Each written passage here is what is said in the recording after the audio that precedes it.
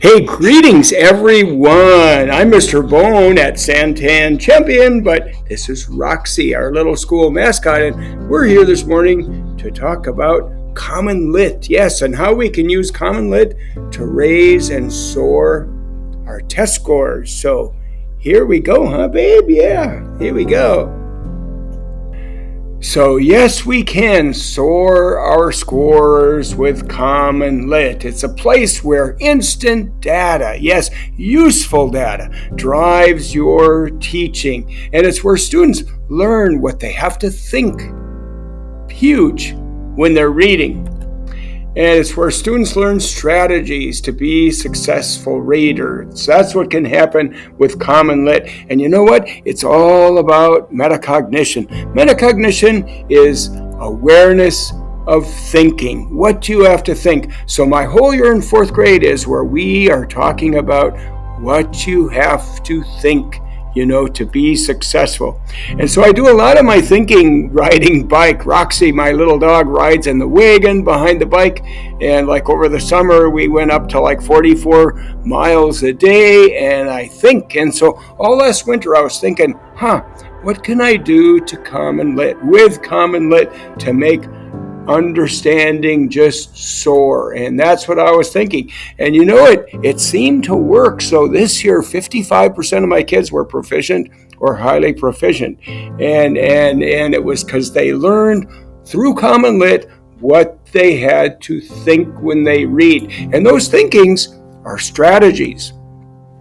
So there's two powerful sources of data that determine and guide our teaching, and one of them is guided reading. Guided reading is this magical chance where you get to see exactly what your students are thinking when they're reading, and it gives us a chance to do something to help them, to offer the strategies they need to hear. And then the other one is the assessment questions. I tell you what, those exactly mirror what's on the state test. And so if we can teach our kids what they have to think through those assessment questions, oh my gosh, they are armed and ready. And it's not something that happens in one lesson or two. Nope, it's the whole year of, hey kids, what do you have to think to be successful? What do you have to think? And so the art of teaching, it's kind of cool. These are things we do many times, all in the same lessons. Yes, we model the thinking. This is what I'm going to think. Hey kids, this is what you are going to do. I'm going to show you what to think. So be listening, because you're going to be doing it in a second. And then, of course, the next step is guide. Once they know that thinking, we guide them through that thinking. And it happens the whole year long. They share their thinking like with partners. They share it with the whole class. The whole year is, hey, what do you have to think? And then, of course, the goal is they independently do it all on their own. And so a huge part of this in Common Lit is make sure you read the selection yourself. Do the guided reading questions, Do the assessment questions, because then this is what the kids have to think in this lesson. So it helps you better model and guide and show them what they have to think. So let's take a look at guided reading. I absolutely love guided reading. And the beauty of guided reading is it tells you what those kids are thinking while they're reading. Yeah, it's not something you find out on a Friday. Nope, it's what you find out instantly, right at that very second. And so, of course, in Common Lit, you get to choose from a wealth of stories or selections, beautiful selections. And then when you assign a selection, they have, of course, the title, and they have a little description. And so students proceed to read, but look what happens when they read. It gets blurred out, and so what they have to do is click on that number 1 to answer questions. So it's guiding them through the reading, and you see at each stage of that selection what the kids are thinking. And so once they click on that number 1, the questions pop up, and this is a chance for you to see, what is their understanding? What are they thinking What are they not thinking? What can we do to help them with their thinking? So suppose they get it wrong. Well, guess what? Common Lit lets you know they got it wrong. So whoops, their first guess was wrong. And now their second guess is wrong. That's not good news. And then, oh my gosh, their third guess is wrong too. And whoa, they finally got it right. Celebration? Well, not really, because they had to guess 4 times to get it right. Guess what they're not doing? So at the beginning of the year, it's so cool. Do a baseline in reading, do a baseline in writing before you do any teaching at all. And so this was my grim baseline of the kids doing Common Lit right away at the beginning of the year last year. I didn't give them any instruction, and look what they did. Yep, they guessed like heck. Now, the beauty of this baseline is we went back to it many times throughout the year and said, hey, look where you started, and look what you're doing now. So that baseline, whether it's reading or writing, lets you know how the journey began.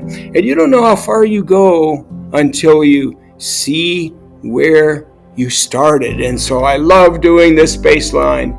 And so what does this tell us? Well, wow, look, a lot of kids had to guess 4 times to get it right. So what are these kids doing? And better yet, maybe, what are they not doing? Well, looks like they're not reading to understand. Looks like they're not finding any proof. It looks like they think reading is just to guess away. And so they're not reading to understand. But here's the big question. So you see this, and you see those scores, which are kind of grim. And the question is, hey, what are you going to do?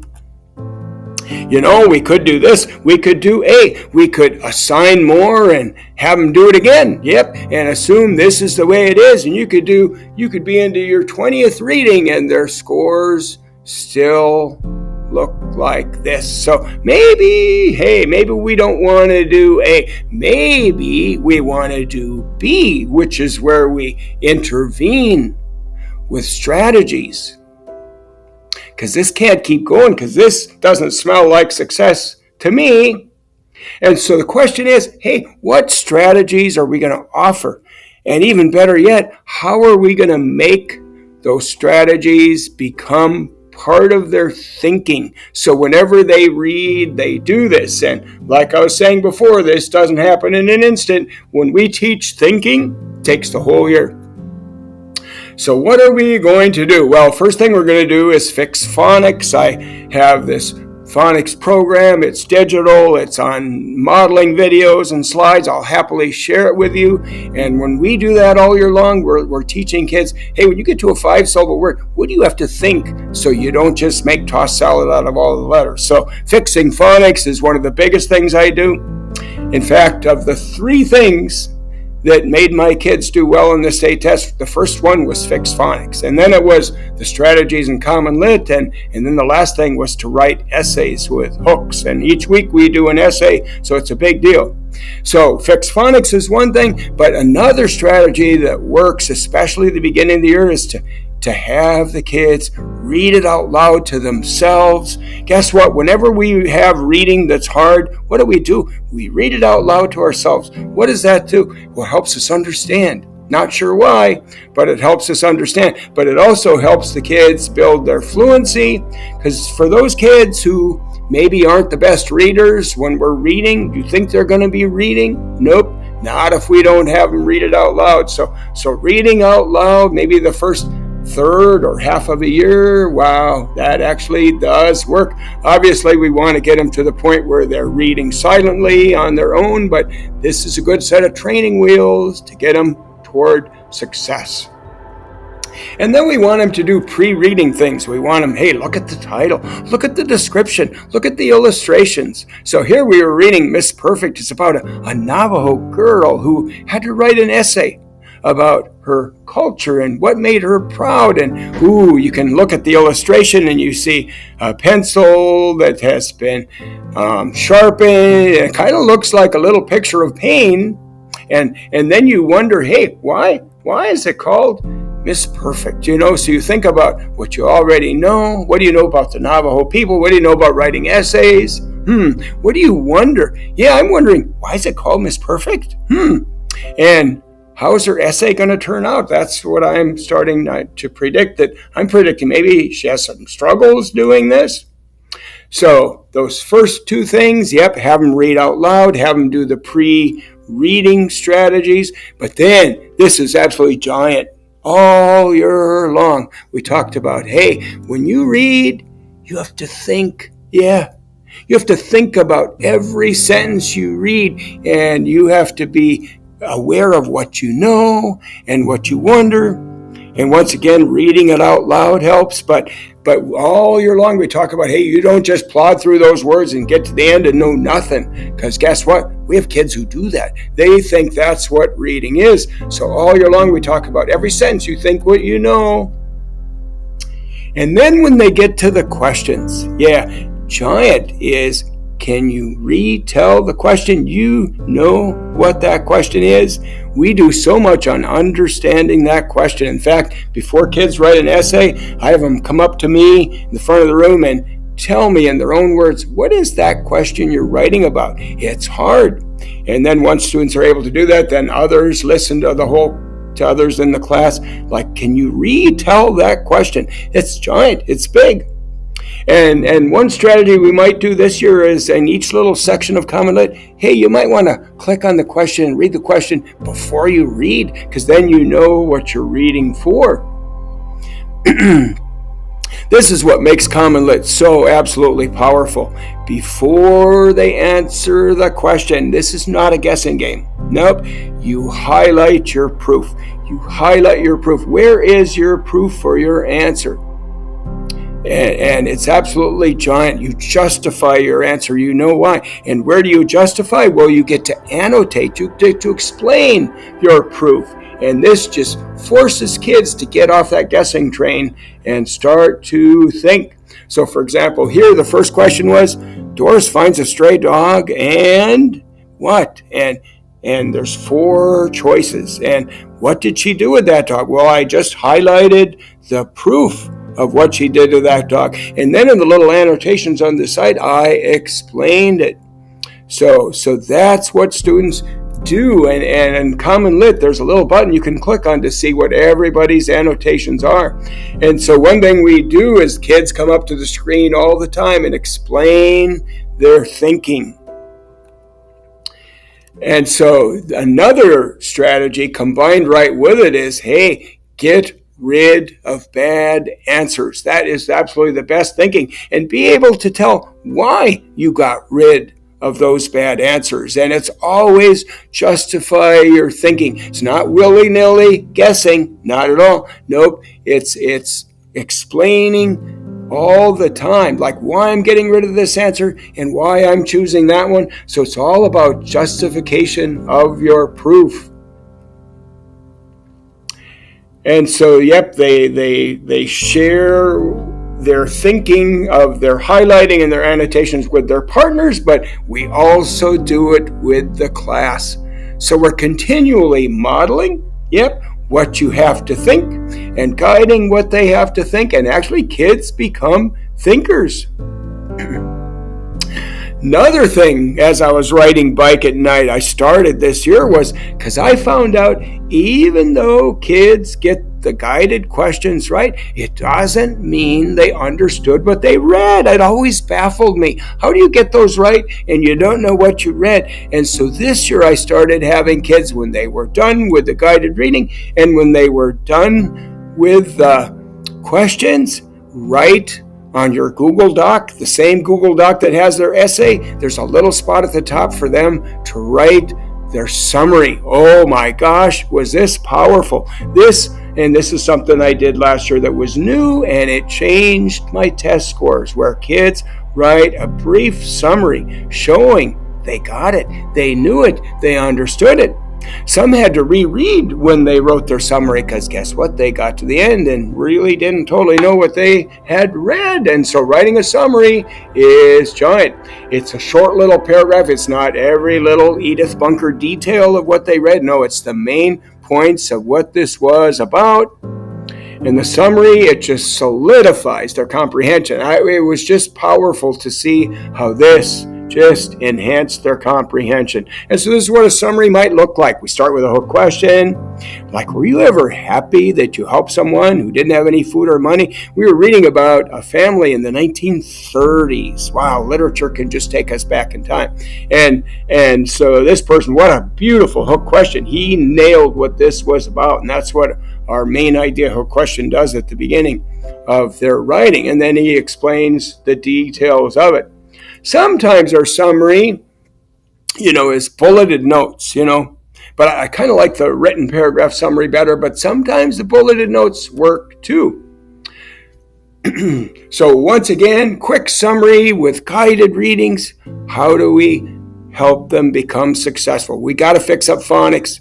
If they can't ride that bike of reading down the highway with ease, understanding's not going to happen. So one of the biggest things I do for my fourth graders, and I do the same thing if I had sixth graders or eighth graders, is fix phonics. Check to see who doesn't know what to do when they're reading a word and sense doesn't help and they don't know what it is. And how do you not make tossed salad out of all those letters? Yeah, you fix phonics. So it's two simple syllable dividing strategies. So you look at each syllable in a logical way and you don't just guess silly stuff. And then another strategy to have the kids read out loud to themselves. Boy, does that help comprehension. Helps fluency too. And then to read actively. Yeah, it's active comprehension. It's transaction with text. It's like every sentence you're thinking, what do you know? What do you wonder? We talk that all year long. We model it. We guide it. We do it.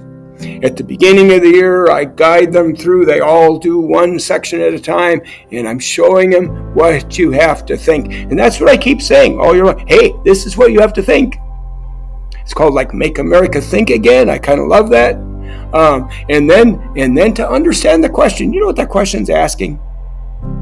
And then to highlight proof. Oh, this is the best part of Common Lit, and it saves their highlighting so we can look back at a class. I click on that one little button, which I'm going to show later, how to highlight proof and how we can see it and how we can share it with the whole class. What did you highlight? Why did you do that? Can you tell me more? Did anyone highlight something else? And so we're always dealing with the thinking, and this is finding proof. This is justification for your answer.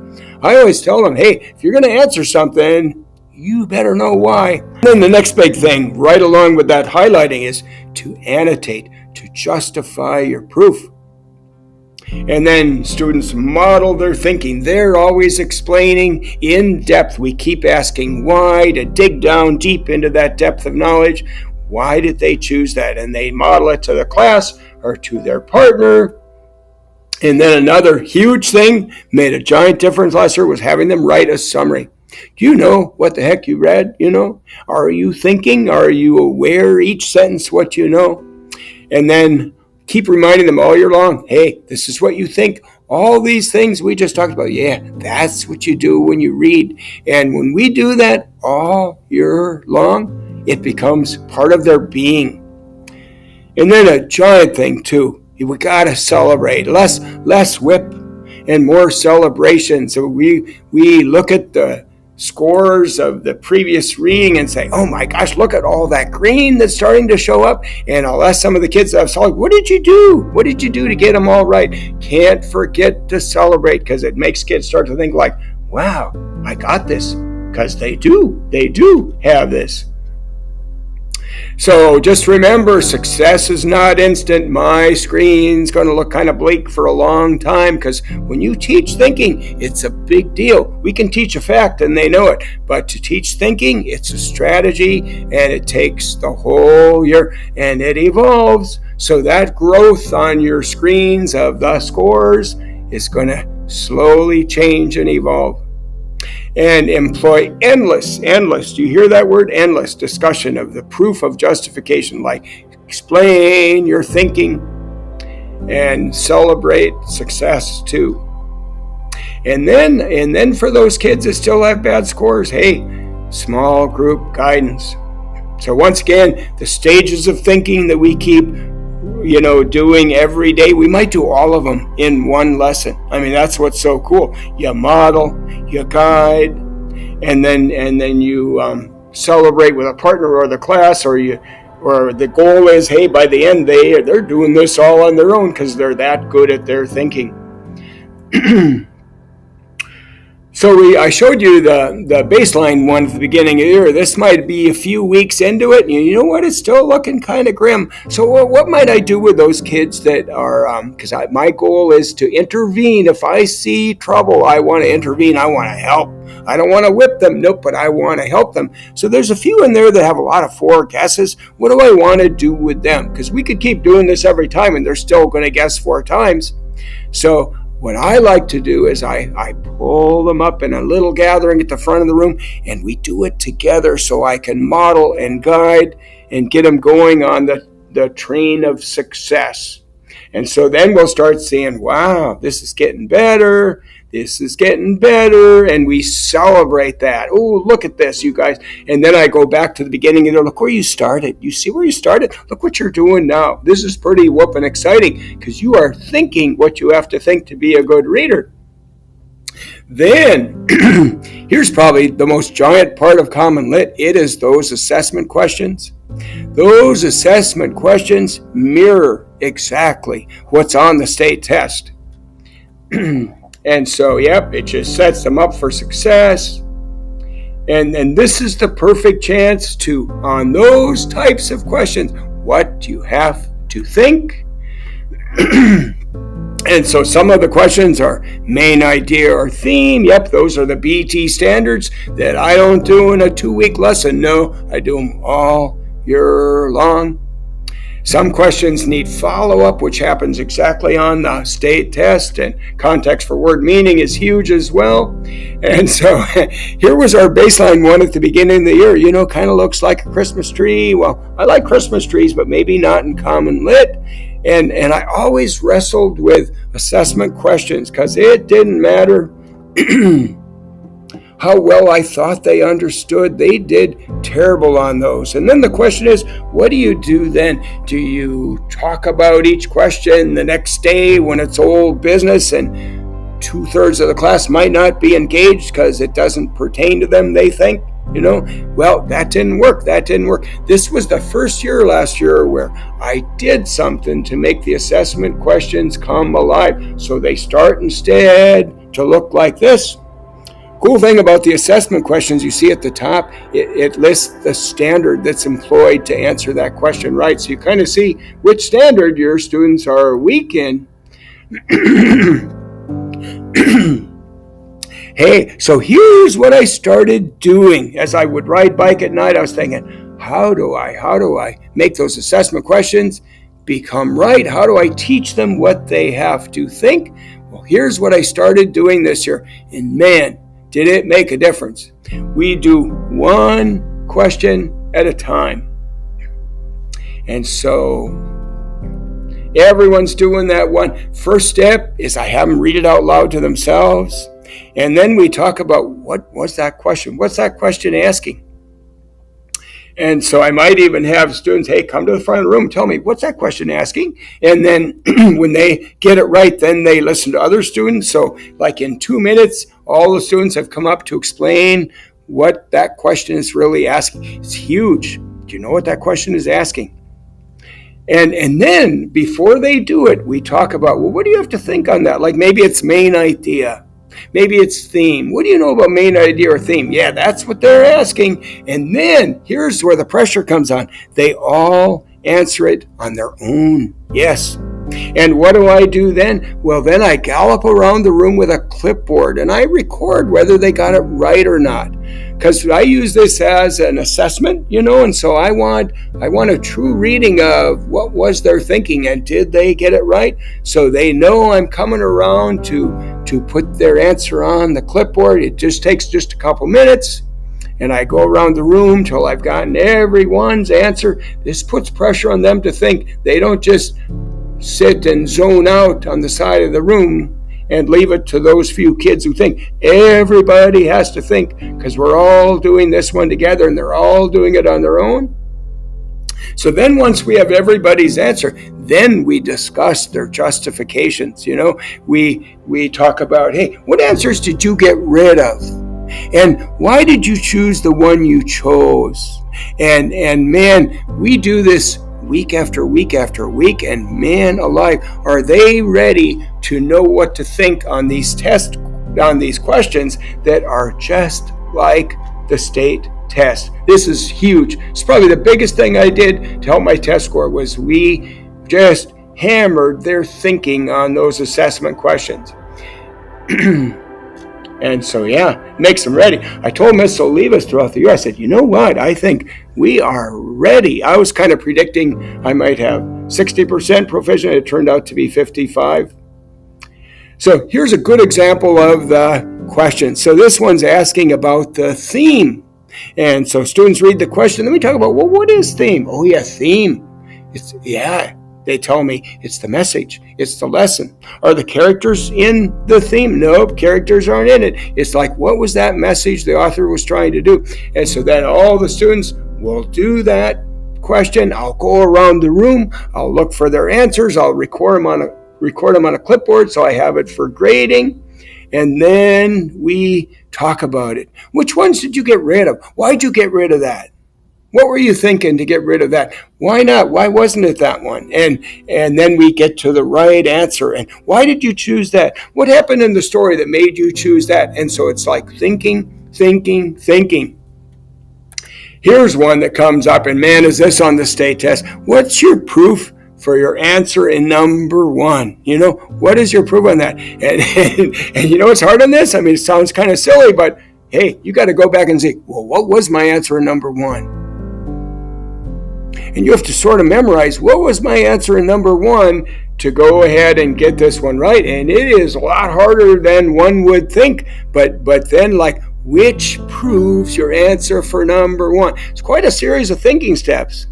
And like they would totally bomb it if they were doing this on their own. But when we make them think, because everybody has to answer this, everybody has to justify their proof, and then we talk about it. So why did you choose that one?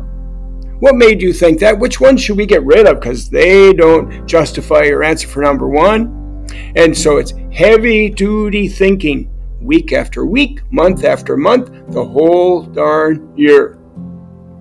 And so, these assessment questions are absolutely huge. This year we're doing the target lessons, and they are amazing because they show the kids the thinking they have to use to do the standards. But the only problem with the target lessons is they have like 1/5 of the assessment questions and the guided reading questions. So make sure you take time during the week to do just a plain old ordinary common lit selection, because then you get to get them ready for guided reading. What do you have to do when you read? What do you have to think? But also the assessment questions. What do you have to think? Because these questions really show that your thinking has to be there. And so, the assessment questions, they absolutely did it. Just repeat it throughout the whole year long, and my gosh, your kids start to think automatically. It's pretty awesome, cool.